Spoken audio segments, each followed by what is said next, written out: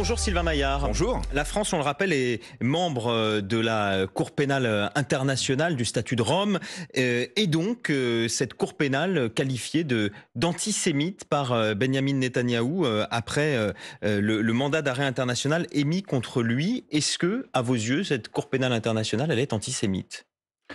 Moi, je ne vais pas d'abord donner d'avis sur ce qu'est la Cour pénale internationale. Je veux juste rappeler quelques points qui me semblent essentiels. D'abord, Israël a le droit de se défendre. Et Israël doit se défendre contre le mouvement terroriste Hamas et doit se défendre.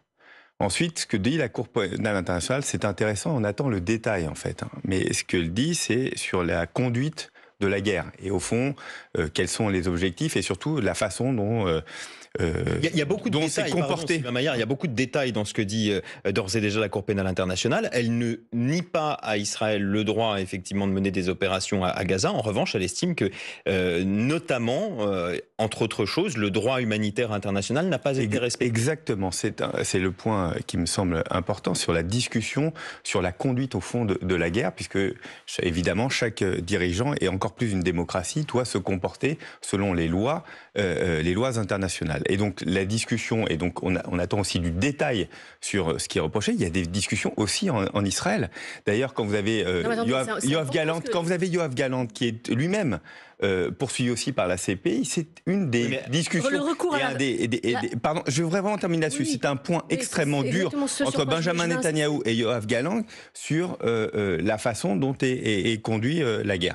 Après, moi, je veux vraiment rappeler qu'Israël a le droit de se défendre et doit se défendre. Il porte tout de la responsabilité pénale du recours à la famine comme arme de guerre, ce qui constitue un crime de guerre et de meurtre et de persécution et d'actes humains considérés comme crimes contre l'humanité. C'est extrêmement précis. Avec voilà, ils sont soupçonnés d'avoir privé, d'avoir volontairement, en connaissance de cause, privé la population civile de Gaza d'éléments indispensables à sa survie, nourriture, eau, médicaments, essence, électricité. Vous savez très bien qu'il y a même au sein même du cabinet. Et d'ailleurs, c'est pour ça que Yoav Gallant a été démis, enfin une différence d'appréciation extrêmement forte entre le Premier ministre Netanyahou et son ministre de la Défense. Donc eux-mêmes, là-dessus, sont pas d'accord sur la façon dont il faut mener la guerre. Donc, moi, ce que je dis... Au-delà du fond, pardon Sylvain Maillard, Sylvain Maillard, parce que je vous ai posé une première question sur la légitimité de la Cour pénale internationale, vous n'y avez pas répondu. Est-ce que, à vos yeux, ce mandat, il est justifié ou pas? La légitimité, la CPI est reconnue par la France depuis toujours. Donc la CPI n'est pas antisémite. Mais on peut contester. Il y a des juges français par ailleurs dans la CPI. Non, mais on peut contester. C'est pas à moi de qualifier les juges, d'autant plus d'un député, le député que je suis. C'est pas moi qui. Mais lui il se défend, il fait ce qu'il. Enfin, vous voyez ce qu'il fait. C'est pas à moi de juger. Moi, ce que je dis juste, c'est sur le. Si la France appartient à une organisation antisémite, vous imaginez que ça peut poser un problème quand même. Non, mais évidemment, c'est pour ça que je ne sais pas moi de qualifier ce que fait le juge. Là-dessus, ce qu'on lui demande, c'est du détail. Vous avez déjà pu avoir les grandes lignes de ce qu'il y a dans ce mandat. Je suppose que la France va demander un peu plus de détails sur les raisons qui ont poussé la CPI, dans le même élan d'ailleurs, de demander aussi, ce qui est assez étonnant, au fait qu'on puisse arrêter un des leaders du Hamas, d'ailleurs qu'on pense mort, qui n'est probablement plus... donc dans le même temps, ce qui paraît un peu étonnant. Nouveau procès de Dreyfus. Ne me dites pas, je ne vais pas commenter les mots, quand même, cette accusation-là de Benyamin Netanyahou. Elle vous semble appropriée? En fait, je n'aime pas ces comparaisons de l'histoire où on appelle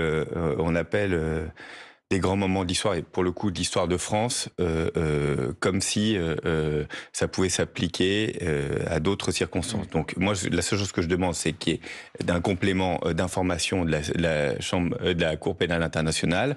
Je suppose que c'est ce que va demander la France. Et puis la France, traditionnellement, se plie aux décisions de la CPI. Donc, alors précisément, est-ce la France doit donc arrêter Benyamin Netanyahou s'il est amené à se déplacer en France? Ça sera une décision du Premier ministre, et c'est au Premier ministre, en fonction des informations qu'il a, je ne suis pas à sa place, qui décidera. Vous êtes élu de la République, vous considérez que la France doit l'arrêter? Moi, je voudrais juste rappeler... C'est une obligation. Je voudrais juste rappeler oui, tout à fait. Oui, je voudrais juste rappeler qu'il nous faut trouver une solution politique parce que ce que nous appelons tous, c'est une solution politique, et que tout ce qui entrave une solution politique n'est pas forcément le bienvenu à l'heure actuelle. Est-ce que le risque est d'ailleurs pas également politique dans la question de savoir si on applique ou pas ce mandat d'arrêt, et je parle de risque politique vis-à-vis des États-Unis notamment, qui eux ont contesté le mandat d'arrêt. Est-ce qu'il pourrait y avoir des conséquences sur l'armement pour l'Ukraine, par exemple? Il y a d'autres questions en chaîne. Ce qu'on veut surtout, c'est trouver une solution politique, libérer nos otages, libérer l'ensemble des otages à Gaza. On veut trouver une solution politique pour apaiser la région. C'est surtout ça l'objectif de la France. Je crois l'ensemble de la communauté internationale. Toutes les décisions qui seraient abrasives et qui remettraient de l'huile sur le feu, qui est déjà une incandescence terrible, moi je pense ne va pas dans la bonne direction. Sylvain Maillard, attention à l'impôt de trop. Vous avez entendu comme nous le patron de Bercy, Antoine Armand, qui n'est pas d'accord manifestement avec son Premier ministre. Un ministre de l'économie devrait-il dire ça? Il a bien fait de le dire. Vous savez... Afficher un désaccord au sein du gouvernement? Antoine Armand, il est député, il est élu d'Ensemble pour la République, notre groupe. Nous avons toujours dit, et depuis des semaines et des semaines, qu'il est hors de question que nous acceptions une augmentation du coût du travail en France. Pour une raison toute simple. Si nous faisons ça à un moment où tout le monde, tous les autres pays du monde continuent à baisser le coût du travail, nous allons faire des centaines de milliers de chômeurs en France. Toute la réindustrialisation que nous avons commencée va tomber à l'eau. Il n'y a pas d'issue politique à augmenter le coût du travail à l'heure actuelle. Et donc, ce que dit Antoine Armand, c'est ce que nous disons depuis très longtemps, l'ensemble du groupe. Gabriel Attal a pris plusieurs fois la parole au nom de notre groupe pour le dire. Nous n'acceptons pas cela. Donc, il traduit la volonté du groupe Ensemble pour la République. Nous ne voulons pas d'augmentation du coût du travail. Pour nous, ce serait une catastrophe. Les économies que nous ferions maintenant se paieraient en centaines de milliers de chômeurs. Il n'y a rien de choquant pour vous à ce qu'un ministre de l'économie, en plein budget, prenne autant ses distances? Quand vous faites de la politique, vous dites votre opinion. Est-ce qu'il a sa place dans ce gouvernement? Soit c'est la ligne du Premier ministre, soit c'est le ministre de l'économie qui gouverne? J'ai entendu le Premier ministre, encore hier devant les maires, dire « j'ai fait, ce qui est tout à fait vrai, un budget en 15 jours ». C'est un budget perfectible. Nous lui avons dit, et nous continuons à lui dire, qu'il n'est pas acceptable d'une augmentation du coût du travail en France. Surtout pas maintenant. Surtout pas maintenant. Sylvain Maillard, je repose la question différemment. Est-ce qu'on peut se dire d'abord membre d'un groupe politique avant d'être membre d'un gouvernement? C'est en clair ce qu'il laisse entendre. Je suis d'abord membre de ma famille politique. C'est ce qu'il laisse entendre dans une interview. Mais, Antoine Armand est ministre en temps normal. Antoine Armand est ministre, évidemment, du fait de ses compétences. Il est ministre, c'est un choix du Premier ministre, mais il est ministre parce qu'il est député Ensemble pour la République. Et donc c'est un tout. Il entend ce que disent les députés, sa famille politique. Et donc c'est logique qu'à un moment, il y ait aussi, dans une discussion budgétaire qui est compliquée, qu'il y ait des points de vue réaffirmés. Mais encore une fois, c'est vraiment pour nous fondamental. Nous ne pouvons pas accepter une augmentation du coût du travail. Ce serait catastrophique. Et donc nous sommes arc-boutés là-dessus. Déjà, nous avons... accepter l'augmentation de l'impôt sur les grandes sociétés transitoires, qui à mon avis est une très mauvaise nouvelle pour la compétitivité de la France, pour le travail, pour baisser le chômage. On ne peut pas tout accepter. En l'état de connaissance que vous avez des réflexions à Matignon, est-ce que vous avez espoir d'obtenir gain de cause du Premier ministre? Nous voulons obtenir gain de cause. Est-ce que vous avez espoir? Est-ce que vous avez des informations montrant que vous allez obtenir gain de cause? Aujourd'hui, devant vous, définitivement non. Après, le texte est encore au Sénat. Il va partir en commission mixte paritaire. Il y a encore un peu de chemin. Sénat, commission mixte paritaire. Et puis ensuite, il y aura un 49.3. Voilà, 49.3. Et peut-être une motion de censure. En tout cas, Michel Barnier, lui, il se dit plutôt serein. Il surjouerait presque une forme de flegme. C'est motivant de se dire qu'on peut partir demain. C'est ce qu'il a dit hier devant le congrès des maires de France. Bon, il se prépare vraiment à partir, vous croyez? Non, il est à la tâche. On voit, le gouvernement est à la tâche, et heureusement. Après, le contexte politique est compliqué. Il y a un fatalisme, Sylvain Maillard. On sait parfaitement où sont tous les joueurs à l'heure actuelle, et il sait qu'il y a un risque. Mais ensuite, il faut conduire la politique du gouvernement. Michel Barnier a été choisi, et je pense que c'est un bon choix. Pour conduire cette politique, il faut incarner un projet, et il faut incarner quelque chose, au fond, tellement puissante et tellement forte que les oppositions, et plusieurs d'entre elles, n'aurait pas intérêt à faire tomber le gouvernement. Il faut peut-être aussi convaincre effectivement Marine Le Pen de ne pas voter cette censure. Michel Barnier la reçoit lundi matin. Est-ce qu'il faut qu'il négocie avec Marine Le Pen? Non, mais ça c'est son problème et ça ne vous choquera pas. C'est pas moi. Non, mais moi ce que je souhaite, c'est qu'il y ait un budget qui nous permette de continuer à réindustrialiser, de construire la France dont nous avons besoin, avec les services publics dont nous avons besoin et avec des vraies réformes de structure. Nous poussons des réformes de structure extrêmement fortes. Il y en a déjà qui sont proposées. Nous pensons qu'il faut aller plus loin. Il y a des désaccords dessus, vous le savez. Ensuite, c'est à lui de trouver la façon de continuer, de fonctionner. Et c'est pas à moi de donner... de faire un geste envers l'Assemblée nationale. Qu'on soit très clair, Marine Le Pen, elle a un autre calendrier. Le calendrier, c'est pas la réussite de Michel Barnier. Son calendrier, c'est son calendrier personnel et le calendrier de son parti. Donc, je pense qu'il faut rester... c'est s'adapter aussi au calendrier des autres. Je pense qu'il faut rester sur ses ancres et sur ce que nous voulons porter. Quitte à risquer la censure. Sur le socle commun. Quitte à évidemment à être dans la censure. Je crois qu'on se perdrait à écouter les uns les autres. Un geste sur l'électricité, par exemple, pour l'exclure. Un geste Qu'est-ce qui peut lâcher par exemple, renoncer à la taxe sur l'électricité. Est-ce que ça, c'est acceptable pour vous? Nous, ce qui est important qu'est-ce que c'est la taxe sur l'électricité? Parce qu'on entend la taxe, c'est revenir à une imposition, au moins revenir à une imposition qui correspondait à avant, vous savez, la crise que nous avons connue il y a quelques mois. Ça me paraît pas illogique. La seule chose, c'est qu'il ne faut pas qu'on mette en difficulté nos entreprises. Et ça, c'est le risque. Quand je dis nos entreprises, c'est nos TPE, nos PME. Hein. Vous avez interviewé ici même des boulangers qui étaient en grande difficulté. Évidemment que cette taxe ne doit pas les mettre en difficulté dans un moment compliqué. Donc il faut trouver le juste équilibre. Pas du symbolique, c'est juste. Il y a besoin de retrouver un budget normal. Et tout ce que nous avions baissé à un moment donné parce qu'il y avait une conjoncture difficile, il faut le remettre à niveau comme ce que nous avons connu avant. Sylvain Maillard, le budget, on va bien sûr continuer d'en parler avec vous. D'abord, le fil info, 9h moins le quart, et c'est Magali Homo. Attention au verglas sur les routes. Des accidents ont eu lieu ces dernières heures, sur l'A10 notamment, près d'Orléans, sur l'A36. 150 camions ont passé la nuit bloqués à cause de la neige. Une partie de l'A28 est fermée, aucun train ne circule en Normandie, trafic perturbé. Également en Aquitaine, 200 000 foyers sont privés d'électricité. L'ambassadeur de France en Haïti convoqué. Les propos d'Emmanuel Macron en marge du G20 ne passent pas. Le chef de l'État a jugé, je cite, complètement con les responsables haïtiens qui ont chassé le Premier ministre du pouvoir. Le conflit en Ukraine a tout d'une guerre mondiale selon Vladimir Poutine, le chef du Kremlin qui n'exclut pas de frapper les pays occidentaux. Des menaces hier au terme d'une journée très tendue. La Russie a fait usage d'un missile balistique sans sa tête nucléaire. L'acte d'un voisin fou, a dénoncé le président ukrainien Volodymyr Zelensky qui appelle la communauté internationale à réagir. Du rugby ce soir, dernier match de l'année pour le 15 de France. Ce sera face à l'Argentine après 2 belles victoires contre le Japon et la Nouvelle-Zélande.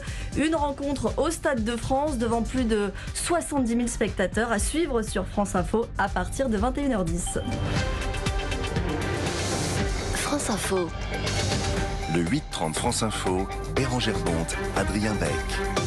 Sylvain Maillard, député Ensemble pour la République de Paris, qui a présidé il n'y a pas si longtemps ce groupe macroniste à l'Assemblée nationale. Donc vous connaissez ces périodes tendues.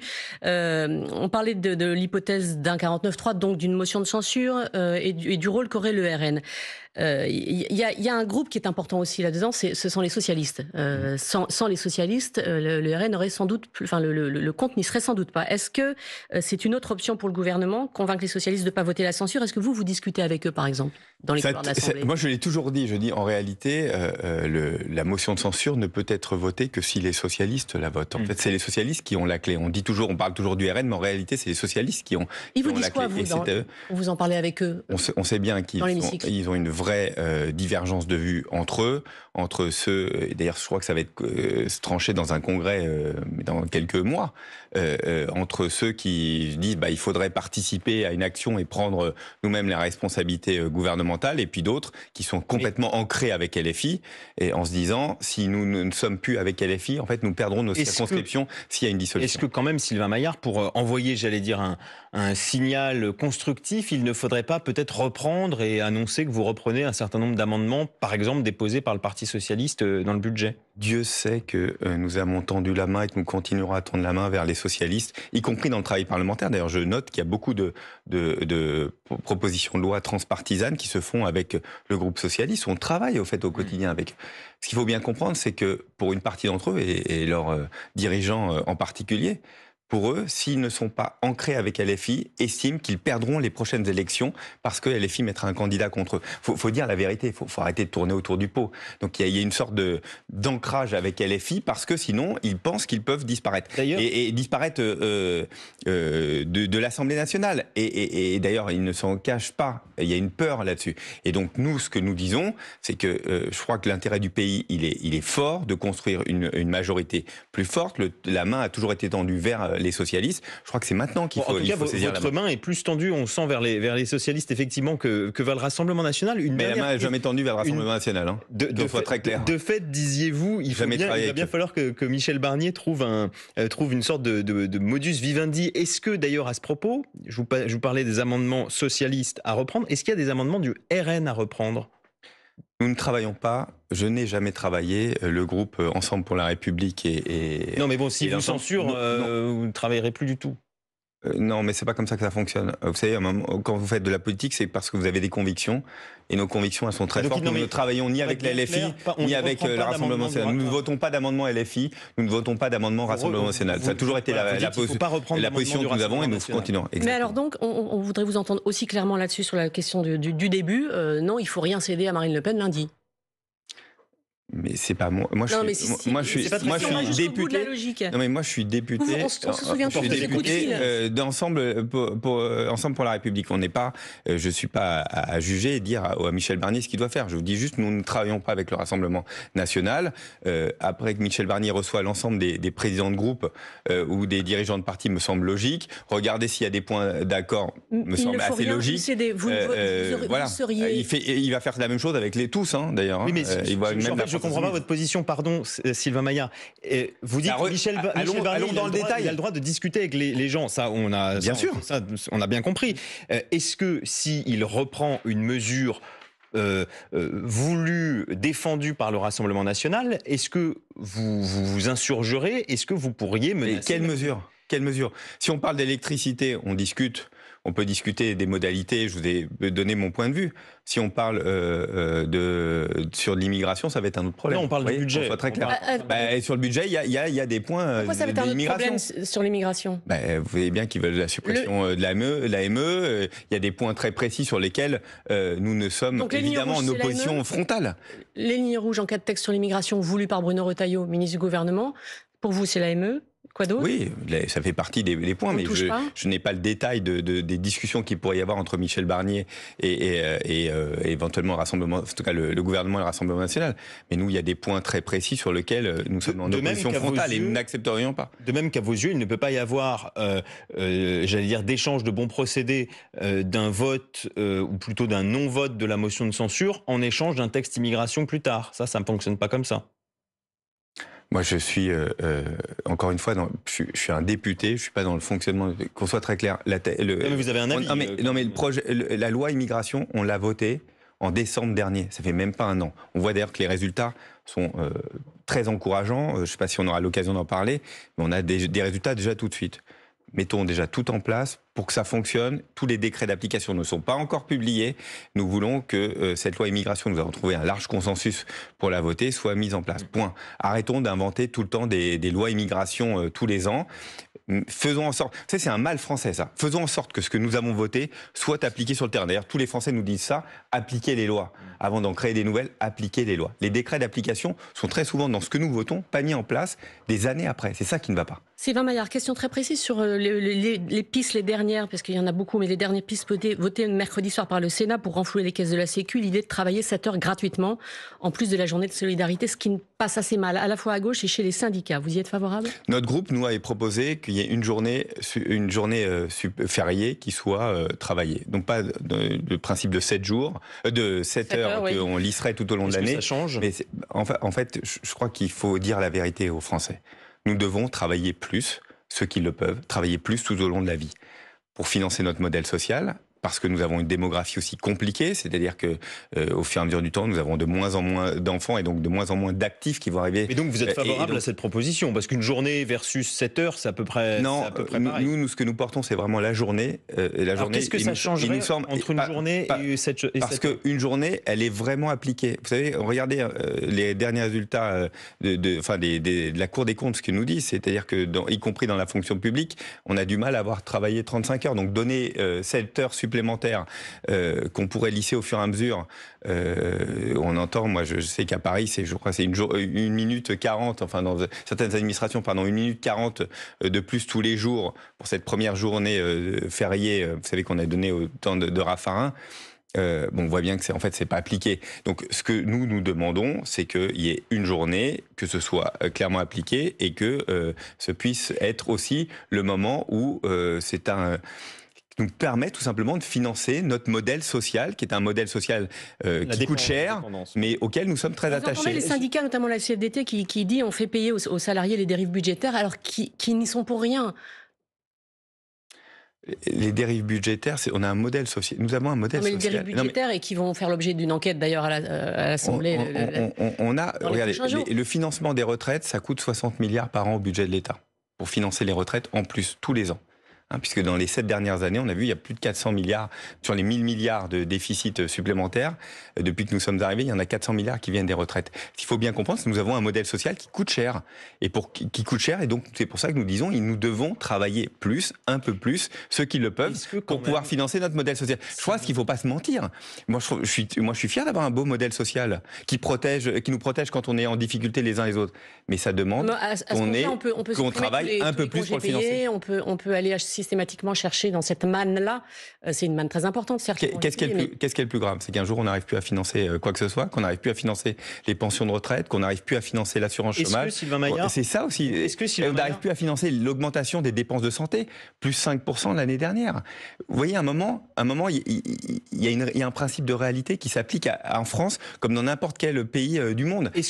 Pour financer, il faut travailler un peu plus. Est-ce que vous entendez quelquefois l'agacement d'un certain nombre peut-être de jeunes actifs qu'on peut entendre ça et là qui disent on veut nous faire travailler une journée de plus pour financer la dépendance, les retraites finalement après des discussions sont épargnées ou en partie en tout cas épargnées par les coupes budgétaires parce qu'elles vont continuer à être augmentées, sans oublier, je ne rappellerai pas le Covid, etc. et les confinements. Est-ce que vous comprenez qu'il puisse y avoir à un moment donné peut-être un sorte de fossé générationnel? Oui, moi j'entends ça. Je l'entends d'autant plus, vous savez, je suis député, je suis aussi chef d'entreprise et donc je constate avec les jeunes générations cette vraie difficulté. Moi je vais vous dire juste une chose. Est-ce que la génération qui arrive, qui commence à travailler, devra travailler plus que leurs parents ? Probablement plus. Et oui, elle devra travailler plus. Et ce qui est la première fois depuis très longtemps, on avait génération après génération plutôt tendance à moins travailler avec des revenus même qui s'amélioraient. Notre génération, elle a des revenus qui sont les mêmes que la génération précédente et on voit les vraies difficultés, mais probablement que la génération qui arrive devra travailler pour maintenir notre système social, devra probablement travailler un peu plus. Oui, j'entends la difficulté, oui, j'entends les contestations là-dessus. Je crois malheureusement, parce que la démographie est ainsi faite, que c'est ainsi que ça va s'inscrire et qu'il faudra s'y faire. Sylvain Maillard, 2 questions pour finir à l'élu parisien que vous êtes. Les appétits s'aiguisent dans l'actuelle majorité municipale, en attendant qu'Anne Hidalgo dise clairement ses intentions pour 2026. Qui pour représenter vos couleurs ? Certains parlent de Gabriel Attal. On a décidé de choisir, nous, au premier semestre 2025, notre candidat, et on travaille à l'heure actuelle, et je remercie encore toutes les équipes qui travaillent sur le projet. On va porter, nous, évidemment, un changement, on veut une alternance. Je crois que c'est 25 ans que Anne Hidalgo est au pouvoir à Paris, on a envie d'autre chose. Et moi, je me réjouis de voir qu'il y a des différentes possibilités dans notre camp, tant mieux. Mais pour le moment, on travaille sur le projet, et début de l'année 2025, milieu de l'année 2025... Alors, il y a au moins un nom qui est à peu près connu, c'est Rachida Dati, oui, aussi ministre du gouvernement, qui ne fait pas mystère de son envie. Ça pourrait être une très bonne candidate. Dans notre espace commun, la chance, le Parisien a titré sur Gabriel Attal. Faire un choix, Sylvain Maillard. Mais attendez, moi je me réjouis d'avoir la possibilité d'un choix. Au contraire, c'est mieux d'avoir beaucoup de talents qui peuvent devenir potentiellement maire de Paris plutôt que de n'en avoir aucun. Donc tant mieux, je m'en réjouis. On travaille sur le projet et on choisira au premier semestre 2025. Une forme de primaire. Moi j'espère qu'il y a un candidat naturel et je le pense, qui se dégagera et qui nous permettra de construire une alternance. Mais il faut un candidat qui puisse réunir le plus largement possible. C'est toujours difficile de battre une majorité en place. On a failli vous parler du Parc des Princes, mais je sais que vous êtes désespéré du départ potentiel du PSG. Donc ça, c'est vrai. On peut passer à la suite. Merci à vous, Sylvain Maillard, député Ensemble de Paris, d'avoir été avec nous. Et merci à vous, Bérangère Bonde. Vous restez sur France Info dans 5 minutes maintenant. Les informés avec Renaud Dely. Nous reviendrons sur les nouvelles menaces de Vladimir Poutine hier soir à la télévision. Ce sera notre premier débat. Nous parlerons aussi également de politique nationale avec cette menace, là encore, mais plus politique, qui pèse sur Michel Barnier, celle d'une motion de censure. À tout de suite.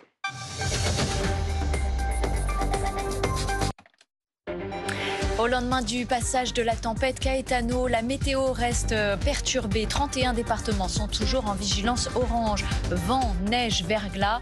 200 000 foyers sont toujours privés d'électricité. En Île-de-France, les chutes de neige provoquent des perturbations par endroits. La circulation est rendue difficile à cause du verglas. Soyez vigilants. On fait le point avec Manon Aoustin, Alizé Calvo et Chloé Cormery. Les difficultés du matin.